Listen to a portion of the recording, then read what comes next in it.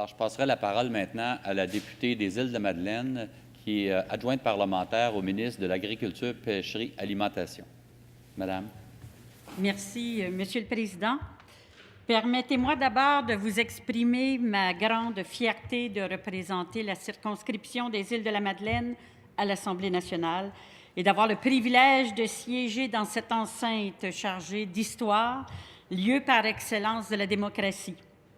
Je remercie sincèrement les électeurs et les électrices de ma circonscription pour la confiance qu'ils m'ont accordée. Je reçois cet honneur avec humilité, mais aussi avec la conviction que je pourrai servir leurs intérêts. Permettez-moi de souligner le travail extraordinaire des membres et des bénévoles du Parti québécois des Îles-de-la-Madeleine qui m'ont soutenu tout au long de la campagne électorale et même bien avant.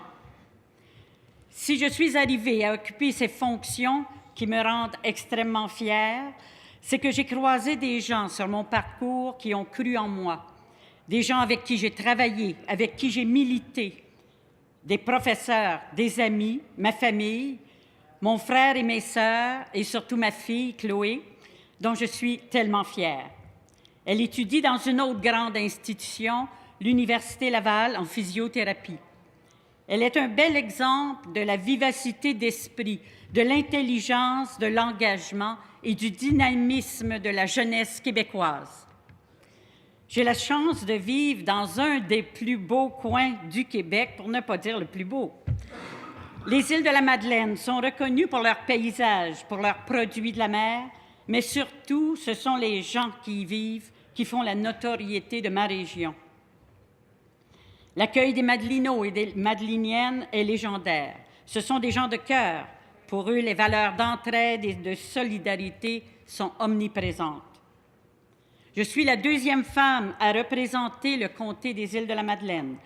La première fut élue en 1976.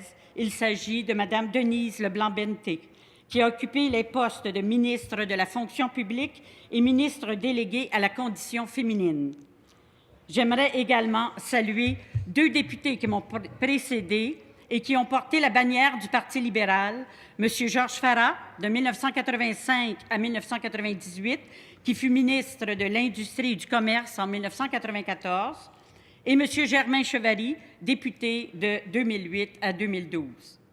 Ils ont servi avec détermination les intérêts de la population des Îles-de-la-Madeleine. Permettez-moi, Monsieur le Président, de rendre un hommage particulier à celui qui a été député des Îles-de-la-Madeleine pendant 10 ans, de 1998 à 2008, M. Maxime Arsenault. Il a été ministre délégué au tourisme, ministre de l'Agriculture, des Pêcheries et de l'Alimentation. Il a représenté notre comté de façon remarquable. J'ai eu la chance de travailler avec M. Maxime Arsenault durant 1 an et demi comme attaché politique. C'est avec lui que j'ai appris comment il est noble de servir ses concitoyens, comment il est valorisant de travailler sur les dossiers sociaux, culturels et économiques qui vont améliorer le sort de notre communauté. Monsieur le Président, j'aimerais vous décrire en quelques mots mon coin de pays. Les Îles-de-la-Madeleine sont un archipel situé en plein milieu du golfe du Saint-Laurent. Elles sont composées d'une douzaine d'îles, dont 6 sont reliées entre elles par des dunes de sable.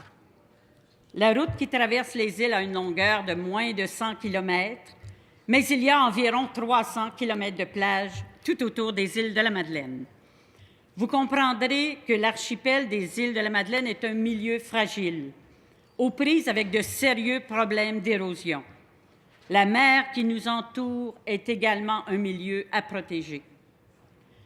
Nos deux principales économies sont la pêche et le tourisme. La pêche au homard est très importante. Elle représente 75 % des prises du Québec. On retrouve également d'autres espèces dans les secteurs qui entourent les îles. Les touristes qui visitent l'archipel vivent des expériences de tourisme culturel, tourisme d'aventure, tourisme gourmand. La population régulière se situe autour de 13 000 personnes. Plus de 50 000 touristes visitent les îles à chaque année.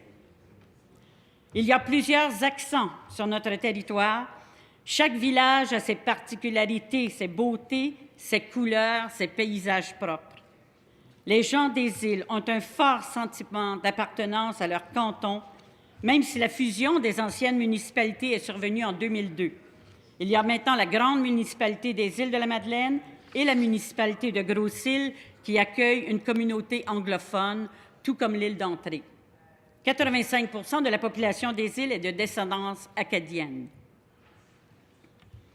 Il y a un grand nombre d'artistes, d'artisans, d'écrivains et de musiciens qui habitent sur notre territoire. Certains d'entre eux rayonnent partout dans le monde, comme le Cirque Éloise, qui est issu de ma circonscription.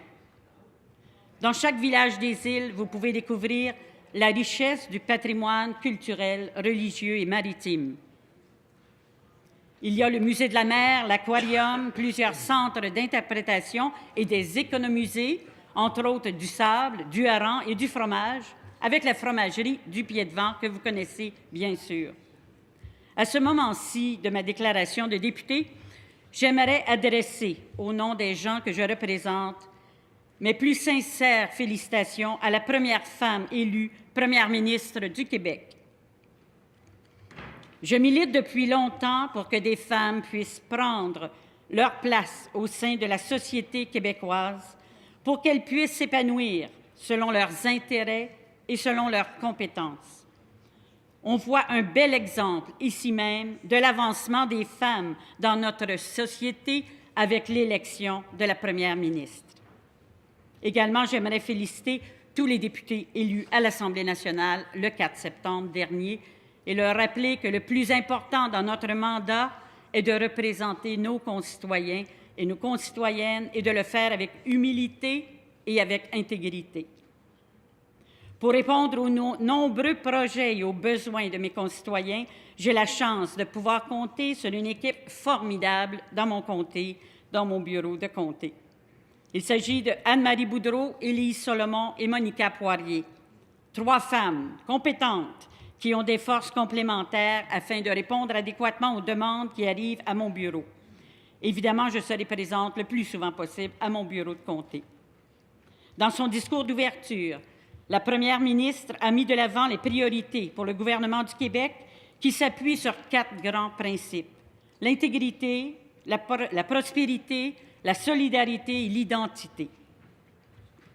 C'est le message que nous avons porté durant la campagne électorale du mois d'août. C'est sur ces valeurs que le peuple du Québec a élu le gouvernement du Parti québécois. Les Québécois nous demandent de régler le problème de la collusion et de la corruption dans le domaine de la construction et ailleurs. Nous devons tous collaborer afin d'enrayer ce système de corruption qui mine le bon fonctionnement des municipalités et qui appauvrit les Québécois et les Québécoises. Des millions de dollars sont détournés de façon malhonnête. Il faut stopper l'hémorragie et faire en sorte que les finances publiques, à chaque niveau de gouvernement, soient réservées pour les services à la population et pour le développement de notre économie. Un autre élément sur lequel je souhaite recevoir la collaboration des autres partis, c'est le financement des partis politiques. La commission Charbonneau est en train de faire la démonstration qu'il faut plus de rigueur dans le financement des partis politiques. Une des solutions est de diminuer la sollicitation auprès des électeurs en établissant à 100 $ le maximum de la contribution de l'électeur. En abolissant le crédit d'impôt remboursable accordé maintenant sur les contributions jusqu'à 400 $, le financement public des partis politiques devient possible sans coût supplémentaire pour les contribuables. Les élections à date fixe nous permettront une meilleure planification des agendas, des investitures, avec la possibilité d'obtenir un portrait impartial des finances publiques avant l'élection. Nous souhaitons un développement économique durable. Du côté des pêches et de la mariculture, les producteurs font des efforts énormes pour protéger la ressource et pour assurer la pérennité des revenus dans ces secteurs fragiles qui sont dépendants des économies mondiales. La première ministre m'a accordé sa confiance en me nommant adjointe parlementaire au ministre de l'Agriculture, des Pêcheries et de l'Alimentation dans le secteur des pêches. Je vais me consacrer à défendre les intérêts de nos travailleurs et de nos travailleuses de la mer qui rapportent et transforment des produits extraordinaires, savoureux, nutritifs et essentielle pour nourrir la population du Québec et d'ailleurs. Nous mettrons de l'avant le projet de souveraineté alimentaire. Nous devons faire tous les efforts nécessaires pour que les Québécois et les Québécoises fassent le choix des aliments du Québec et décident de se procurer en priorité les produits de chez nous dans toutes les catégories alimentaires, même si le coût peut s'avérer parfois un peu plus élevé. Il en va de l'équilibre budgétaire d'une grande partie de nos secteurs économiques, comme l'agriculture, les pêcheries et les produits du terroir. Misons sur la qualité, les valeurs nutritives et la solidarité envers nos producteurs québécois. L'éducation est un enjeu de taille pour notre gouvernement. Aux îles de la Madeleine, nous avons 5 écoles primaires, une école secondaire, un centre de formation professionnelle et un cégep qui fait partie du cégep de la Gaspésie et des îles. Le campus des îles porte d'ailleurs le nom de la députée Denise Leblanc. C'est un petit campus qui regroupe une centaine d'élèves, mais c'est une institution essentielle à la vie des îles.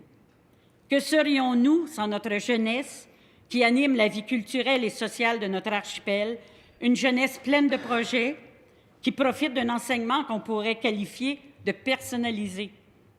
Nous devons préserver ces institutions académiques dans chacune de nos régions et voir les coûts qui y sont associés comme des investissements dans le développement de nos communautés et comme un facteur incitatif pour le retour de nos jeunes en région. Aux îles de la Madeleine, nous connaissons plus que quiconque les difficultés pour nos jeunes d'accéder aux études supérieures. L'éloignement et les coûts associés à un déplacement dans les grands centres sont des facteurs qui découragent plusieurs jeunes et plusieurs parents. Nous devons soutenir les familles et investir dans l'éducation à tous les niveaux. À partir des plus jeunes, en augmentant le nombre de professionnels dans les écoles et en misant sur la lutte au décrochage scolaire jusqu'aux plus grands pour faciliter leur intégration au niveau collégial et universitaire. L'annulation de la hausse des droits de scolarité par notre gouvernement a été un geste en ce sens. Les gens de chez nous sont préoccupés par les valeurs sociales. Pour ces gens qui vivent l'insularité, les soins médicaux de proximité sont très importants. L'augmentation de l'offre des soins à domicile annoncée par le ministre de la Santé et des Services sociaux et ministre des Aînés prend tout son sens dans un milieu comme les îles. Les aînés madelinots veulent demeurer dans leur maison le plus longtemps possible. Une dame de Fatima, Mme Elisabeth Richard, a fêté ses 104 ans cette semaine. Elle demeure dans sa maison avec l'aide de sa fille et de ses autres enfants. Le soutien des services à domicile peut faciliter la tâche de ses proches aidants. Au niveau des services de santé, nous sommes choyés dans ma circonscription. Plusieurs jeunes médecins choisissent de s'établir aux îles de la Madeleine grâce à la qualité de vie qu'on y retrouve. Les soins prodigués par le personnel médical sont toujours au-dessus de la norme. Les sondages démontrent la grande satisfaction de la clientèle pour la qualité des soins que l'on peut recevoir dans l'ensemble du réseau du C3S des îles. Mais nous faisons face aux mêmes problèmes que le reste du Québec quant à l'accès à un médecin de famille. Bon nombre de Madelinots n'en ont pas et ils se rendent à l'urgence pour avoir accès à un médecin. Les gens des îles sont heureux de voir la détermination du ministre de régler d'ici 4 ans le problème de l'accès aux médecins de famille et par le fait même diminuer le problème des services de première ligne. En termes d'identité, les gens des îles de la Madeleine sont fiers de leurs racines, qui sont insulaires et maritimes, irlandaises, acadiennes et québécoises. La grande majorité des Madelinots parlent français, un très bon français, entrecoupé de vieux mots, de termes marins et avec une multitude d'accents selon le canton des îles où ils sont nés. Si le français n'est pas menacé sur les îles, il n'en demeure pas moins que la population madelinienne est inquiète de voir ce qui se passe sur le continent, surtout à Montréal, où le français accuse un net recul depuis les dernières années. Nous devons préserver notre langue avec une charte de la langue française. C'est une langue belle, comme dit le poète. Nous devons également préserver notre culture. C'est la base de notre identité. La culture se doit d'être vivante, même si elle doit refléter nos valeurs. Elle doit être fidèle à nos racines. Le gouvernement a le devoir de soutenir ses artistes et ses créateurs afin qu'ils puissent poursuivre leur carrière au Québec et à l'international et favoriser le rayonnement du Québec dans le monde. C'est ce qui a été annoncé dans le discours d'ouverture de la première ministre. Le gouvernement souverainiste du Québec se tiendra debout face à Ottawa et réclamera plus de pouvoir, notamment dans les dossiers de culture et de l'assurance-emploi. Nous allons défendre nos travailleurs et nos travailleuses face à Ottawa et réclamer, dans un premier temps, le retrait des mesures d'assurance-emploi votées en juin 2012. Un peu plus tard, nous allons travailler pour rapatrier la gestion de la Caisse de l'assurance-emploi au Québec, de la même façon que nous avons rapatrié la gestion de la main-d'œuvre avec Emploi Québec et l'assurance parentale en 2006. Monsieur le Président, si je suis active en politique, c'est que je crois qu'en étant au gouvernement, nous pouvons changer les choses et nous pouvons améliorer les conditions de vie et de travail de la population du Québec. Pour ma part, je crois que je peux servir mes concitoyens et mes concitoyennes. Je crois que je peux apporter mon grain de sable dans la sculpture de la social-démocratie. J'ai un idéal, j'ai des convictions depuis ma jeunesse, c'est de faire un pays démocratique et intègre. C'est un but difficile à atteindre, mais je crois qu'il faut y travailler sans relâche pour s'en approcher un peu plus à chaque jour. Ce pays dont je rêve depuis si longtemps s'appelle Québec. C'est un pays où on parle français, mais où on respecte l'autre culture linguistique. C'est un pays où règne l'intégrité. C'est une société ouverte sur le monde, en pleine action, qui s'investit dans le développement durable. C'est une société qui prend soin de son monde et de son environnement, qui est à l'écoute des gens et qui est proche des citoyens et des citoyennes. Avec notre gouvernement souverainiste, nous réussirons à mettre en place un Québec qui nous rassemble, qui nous ressemble, un Québec pour tous et pour toutes. Merci, Monsieur le Président.